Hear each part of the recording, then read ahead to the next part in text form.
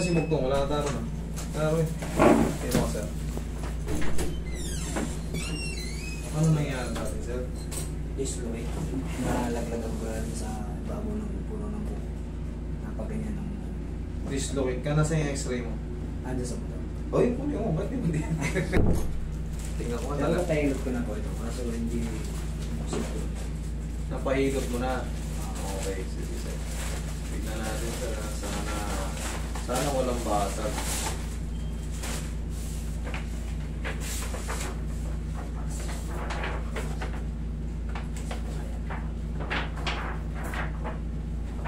Oh, biyak, sir, yung talos mo, sir, eh.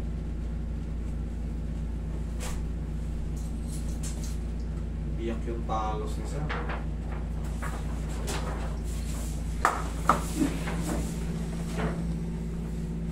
Biyak yan. Biyak yan.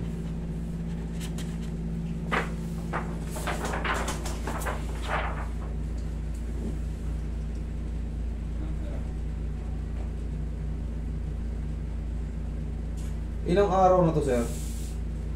Magtatatlong buwan na ito. Magtatatlong buwan na.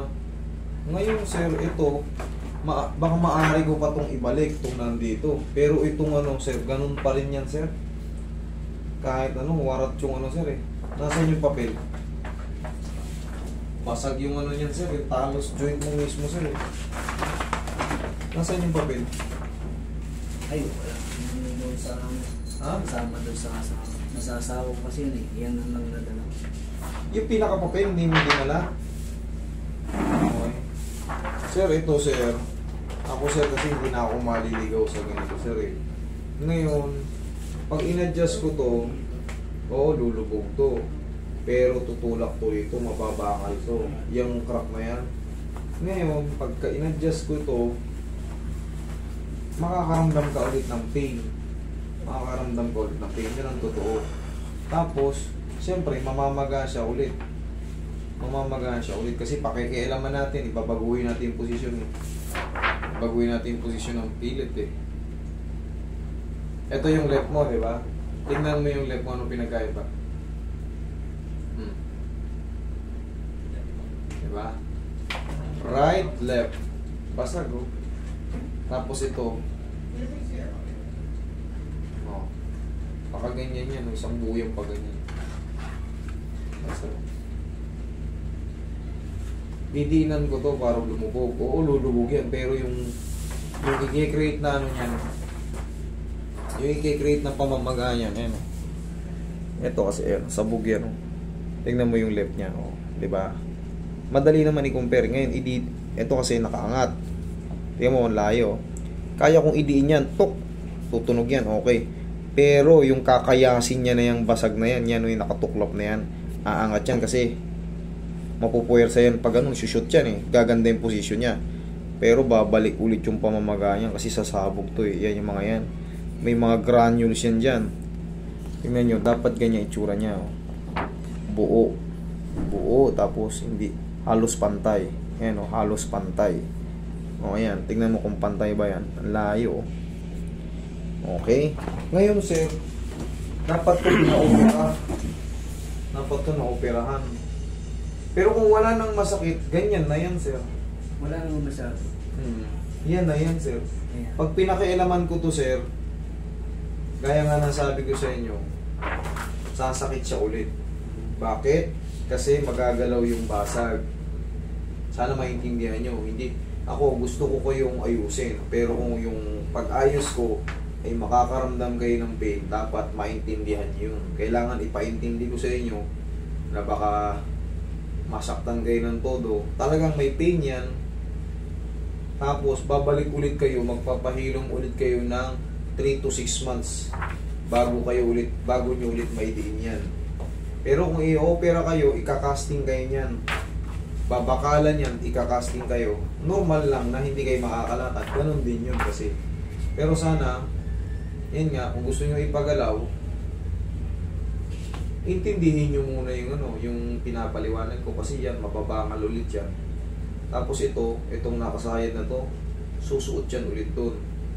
Pero hindi na yan mapiperfect kasi basag na yan. Dapat yan, o, tignan mo. Tignan mo, di ba may butas?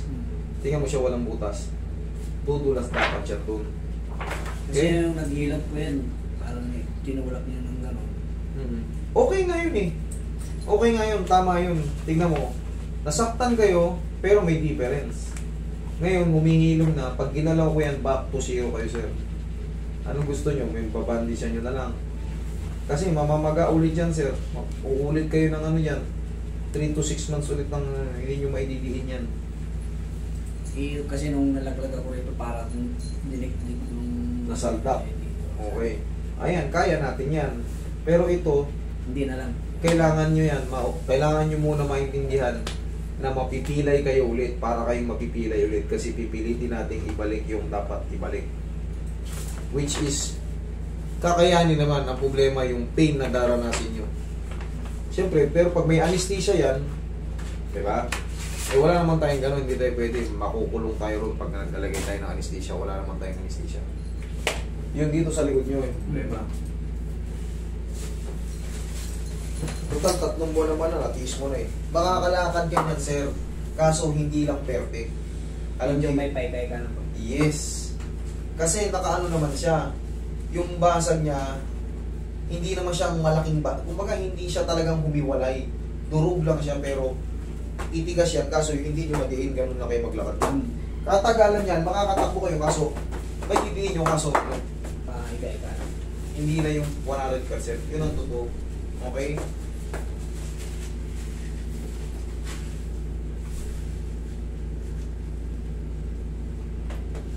Tayo kayo. Pero kahit pa paano, 80% naman yung lakad nyo. Kumbaga, hindi naman kayo sobrang ikang-ika eh. Okay, higa patagilid. Kasi ako, ang goal ko, maayos ko kayo, hindi ma-perwisyo. Okay? Kung pipilitin ko yan, kumbaga, gagawan ko lang kayo ng dahilan. Hawak-hawakan ko to para singinin. Eh, hindi mo po pwede yung gano'n. Kailangan may mabago.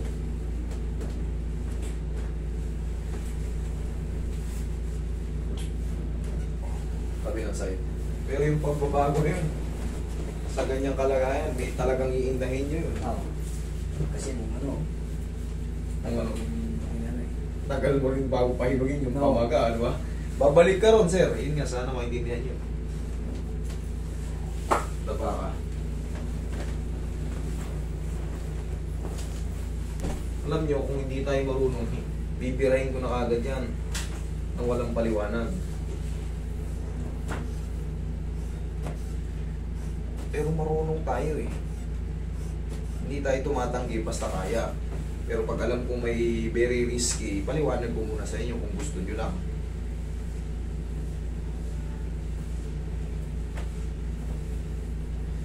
Kung ipipilit ko naman yung sarili ko, tapos mamimilipit kayo, na hindi nyo naintindihan, magre-reklamo kayo. Sabihin nyo, Master, lalo sumakit. Okay. Talagang sasakit yan, no? Diyan ka lang, sir. Kapug yan dito, oh. Ang gawin mo dyan, sir, bandagean mo lang, sir. meron akong ano dyan. Yan. Tapos, saplos-saplosan mo to rito, ha? Para mabilis gumaling. Actually, 6 months pa yan. Pero titigas na yan. Ang mahalaga, hindi ka, hindi na putol. Wala? Wala. Taragi siya. Umakit ako, tapos yung may-ari, aabutan ko, may dalang itak. Pinaas-as ko. Yaya ka. Pinagadgad ko, sugat-sugat yung dito ko. Kasi yayakapin mo, yayapusin mo yun eh. Liyab yung ano ko eh. Liyab yung legs ko eh. Itong sagot dyan pang decompress sa amin. Inhale. Exhale.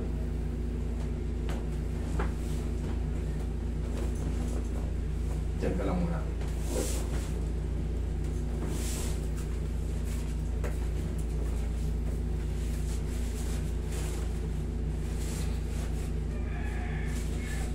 Patigasin mo na lang, sir.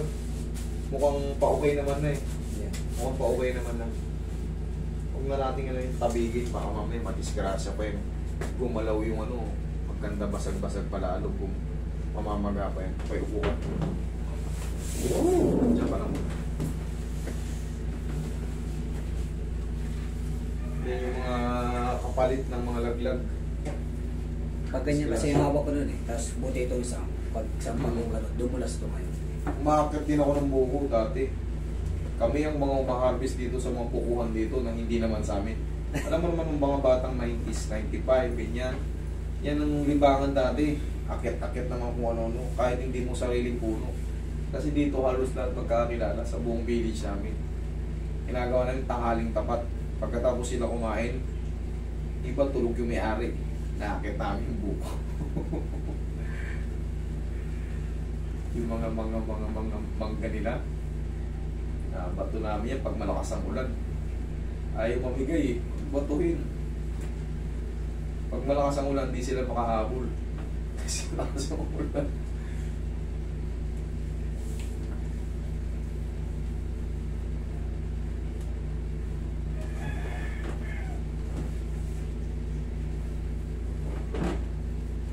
Pero ngayon wala nang ganun eh kasi may video eh.